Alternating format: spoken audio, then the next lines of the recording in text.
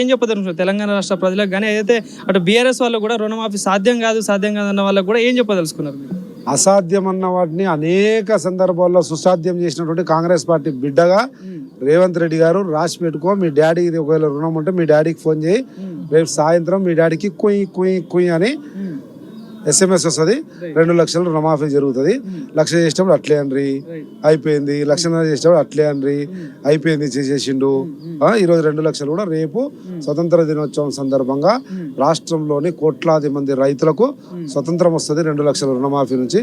ఏం అనుమానం లేదు. కన్ను గిట్టక సరిపోక కుళ్ళుతోటి ఆవేదనతోటి మాట్లాడే మాటలు తప్ప ఇంకోటి కాదు. సార్ చివరిగా ఇంకోటి ఏదో అటు గాంధీ భవన్ కానీ అటు కొన్ని చోట్లలో కూడా PCC పగ్గాలు సంపత్ కుమార్ గారి చేతికి రాబోతున్నాయని చెప్పేసి కూడా కొన్ని వార్తలు వినిపిస్తా ఉన్నాయి. సో మరి దాన్ని సంపత్ కుమార్ గారు స్వీకరిస్తారు? వార్త అన్నది నిజం, వార్త ఈజ్ డిఫరెంట్, నిజము ఈజ్ డిఫరెంట్. వార్త అనేది సంపత్ కుమార్ అవుతాడేమో అనేది, వారంలో అది నిజమవుతుంది. మీరే చూస్తారు, బరాబర్ సంపత్ కుమార్ PCC ప్రెసిడెంట్ అవుతున్నాడు.